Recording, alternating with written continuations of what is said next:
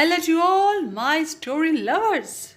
Today's our story name is Fire on the Bed, written by Sudha Murty and taken from the Grandma's Bag of Stories. Before go through the story, please like, share and subscribe. Now let's go through the story. Yawn. Bridge stretched out in the sun, yawned loud and long, and went back to sleep. Is Bridge a rich man on a holiday, or has he worked hard all the day and just resting for a while?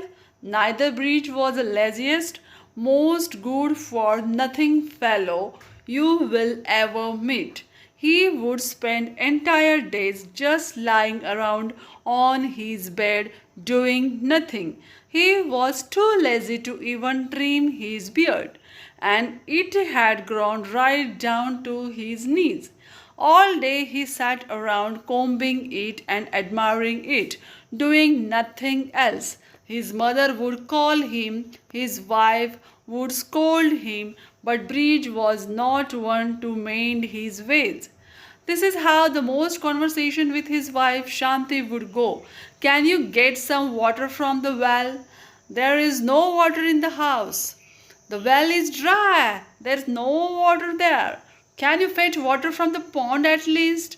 The pond is too far. I can't walk so much for the pot of water. Then pluck those coconuts from the tree. Oh, those coconuts are still tender. Let's pluck them next month. What about getting some areca nuts from the tree then? Don't you know areca nuts are not good for health? Help me plow the field then. It's too hot. The sun will burn my skin. It's better if you two did not go there. Can you at least look after the house when I am in the field? There's nothing to look after in the house.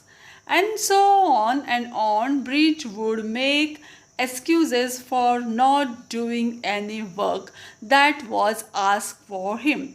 Of course, he was never too tired to eat. As soon as his wife would lay out the meal, he would jump out of the bed saying, "Oh, you have prepared food for me with such a love. It's my duty to eat it." And then he would gobble down all that was given. When evening fell, Bridge would roll out of the bed, comb his hair and beard, and set off to meet his gang of friends.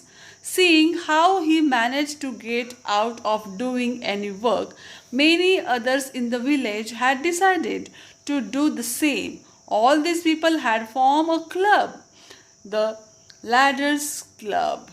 They would meet every evening and sit around and talk about all kinds of things. They claimed this way they were improving their general knowledge, but all they were really doing was gossip and boast.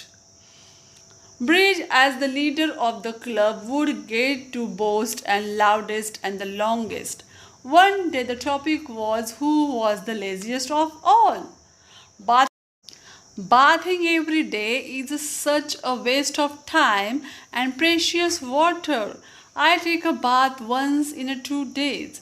That way I even save water, said Manoj, the environmentalist. I never make my bed, boasted Suresh, the innkeeper. Why bother when you have to lie down in it once again at the end of the day? I eat my food out of the vessels in which it is cooked, claimed Raju, the cook. Putting the food in the plate only increases the work for you will need to wash it too. Now Bridge thought he should say something that would beat all these other tall tales. So he said, I am always cool and calm. Why, even if my beard were to catch fire, I would start digging a well at that time and never store water close at hand. As these discussion were happening, a real fire broke out in the village. It burned down the buildings, roofs, and sheds, crackling and throwing up sparks, making villagers run helter and skelter, looking for the water to douse the flames. The Idlers Club heard all the commotion, but no one bothered to step out to see what was happening.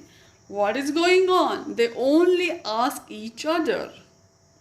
Oh, nothing. Breach dismissed the topic. Must be some circus or the other. So, what were we talking about? By now, the fire had spread to their road. It was fast making its way to the house where the idlers were sitting. It got hotter and hotter. Breach's friends started sweating and getting nervous too. Soon the roof of the house caught fire. Still Breach kept saying, don't worry, it will rain now and put this out. Then the wind is blowing in the opposite direction and will blow it down. We are really cool people. We should not be afraid of the fire. Finally his friends could stand it no longer and rushed screaming out of the house. But Breach was too stubborn and refused to move.